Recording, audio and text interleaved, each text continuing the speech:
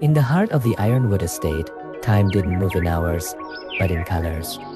Nature was preparing its final, most spectacular bow before the winter's sleep. Silas had served this land for 40 years, a silent guardian of its hidden pulse. To him, the earth was a living ledger, and every leaf was a deposit of life.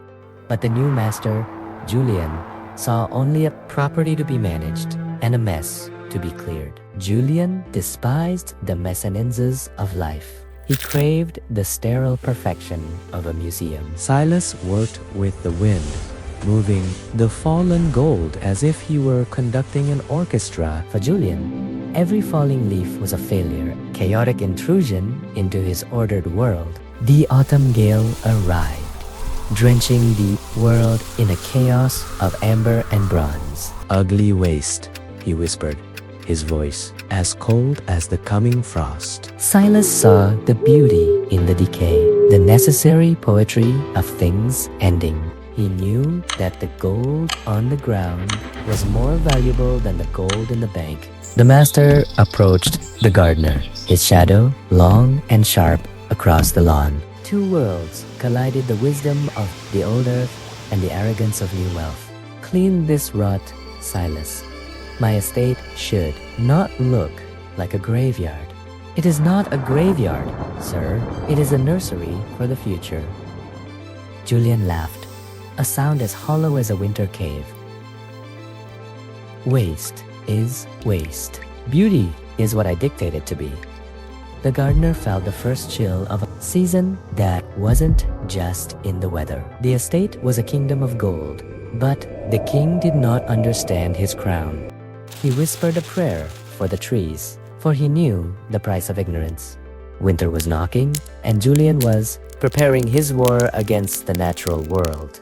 The tools of the trade were silent, waiting for a command that would never come. He had a plan for the spring, one that didn't include the filth of the past. The morning was sharp, and Julian's patience had finally snapped. He worked to feed the roots, unaware that he was about to be uprooted himself. The master spoke, and his words were sharper than the pruning shears. "You are too old, Silas, and too obsessed with this decay." The world seemed to stop spinning for the old gardener. "Leave. Take your tools and your philosophy. I want this land clean by sunset." His heart was woven into the roots of this place. Pulling him out would leave a scar. Nature collects its debts. "Master Julian, you cannot fire the autumn and expect the spring. Arrogance is a blindfold that makes a man walk off a cliff with a smile." He gathered the fragments of his life, his hands trembling slightly. He walked away from his life's work, leaving behind 40 years of shadows. He felt a sense of victory, as if he had finally defeated the mezzanines of life. "The ground remembers," he whispered to the wind. He was gone, a ghost of the garden he had breathed into life. The order was given. The great purge of the Ironwood Estate had begun. The silence of the garden was shattered by the roar of the modern world. The gold was being rounded up like prisoners of a senseless war. He didn't want compost. He didn't want soil. To him, fire was the ultimate cleaner, the eraser of the ugly waste. The debt was being signed in heat and smoke. The garden screamed in a language Julian refused to understand. He was burning the very air the future was supposed to breathe. He watched the smoke of his dreams drift across the moon. The transaction was complete.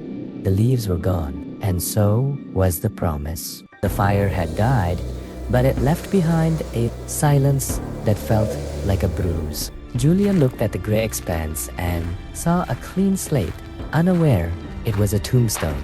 The life had been scorched from the topsoil, leaving the earth barren and breathless. The sky turned the color of lead, as if mourning the gold that was lost. The snow came to hide the master's crime, a white shroud for a dead land. He thought he had won. He thought had tamed the chaos. Silas was tucking the earth into bed, giving it the blankets Julian had burned. He was investing in the darkness, trusting the slow work of decay. While the mansion grew cold with pride, the cottage stayed warm with wisdom.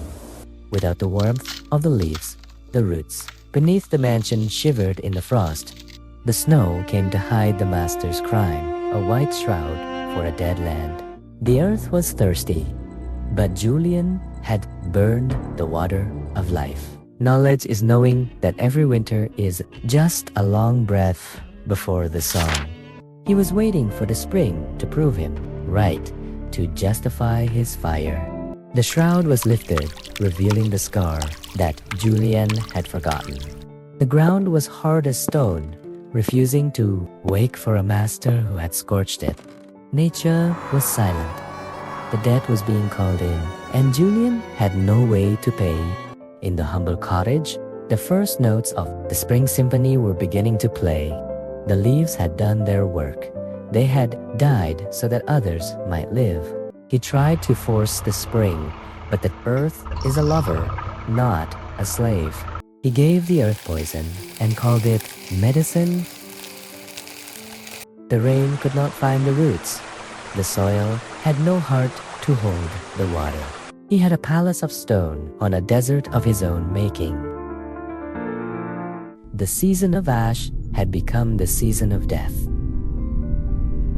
Spring had arrived for the world, but it had skipped the gates of the master. The roses he had promised himself were nothing but thorns and memories. The giant was sleeping, perhaps forever, starved by the fire of autumn. A few miles away, the cottage was a riot of color, a rebellion of life. He moved through his creation like a man walking through a dream he had built with his own hands. The debt of the autumn was being paid in nectar and scent. Time is a thief that steals the youth of men who refuse to grow with the earth. Julian had grown old in a palace of stone, surrounded by a kingdom of dust. For 30 years, the spring had bypassed his gates, leaving only thorns and silence. The tree was a monument to his arrogance, a silent witness to a life spent fighting the light. He had all the gold in the world, but he couldn't buy the scent of a single rose. Memory is the only garden that grows in the winter of a man's life. He decided to find the man he had broken, to seek a cure for the desert of his soul. He traveled away from his gray walls, toward the life he had once called waste. The cottage was no longer a dwelling, it was a cathedral of green. Here, the air tasted of honey and damp earth, the very things he had burned. Silas was gone, returned to the soil he had loved more than himself. "I was wrong," he whispered, his voice lost in the rustle of the leaves. The earth does not judge. It only waits for the heart to soften. He didn't want to be a king anymore. He wanted to be a servant of the seed. The master began to pay the debt, one leaf at a time. He brought the heart of the cottage back to the ribs of his mansion. He buried his pride in the same holes where he planted his hope. He treated the rot like gold, tucking the earth into a warm, decaying blanket. He worked in the shadows, feeding the life he had once tried to starve. The master had died. The gardener was being born. He was patient now. He knew the darkness was just the kitchen of the light. Beneath the white shroud, the debt was being settled in the silence of the soil. After 40 years of silence, the giant finally spoke back. The first green leaf was worth more than all the diamonds in his vault. The ironwood was no longer iron. It was a living, breathing song of the seasons. He had finally understood the wealth of the fallen and the power of the rot. Wisdom is a seed that must be passed down before the winter takes the gardener. He felt the pulse of the tree, and for the first time, it matched his own. The autumn had returned to collect its final debt. He died as he had lived in his final years, as a part of the earth. The Ironwood Estate was gone, only the Ironwood Forest remained. Nature is the only kingdom where the king must also be the soil. Out of the old, the new is born. Out of the ash, the green returns. The debt of the autumn was paid in the currency of life. Never fear the falling leaf, for it is the architect of the flower. In the end, we are all just guests in a garden that was here before us. Every drop of water, every grain of dust has a memory. Stone crumbles, but the root remains. This is the wealth that Julian finally found, wealth that never rots. Respect the decay. Love the autumn. Trust the spring. For without the death of the leaf, there is no life for the tree. The debt is collected. The garden is whole. Sleep now in the arms of the earth.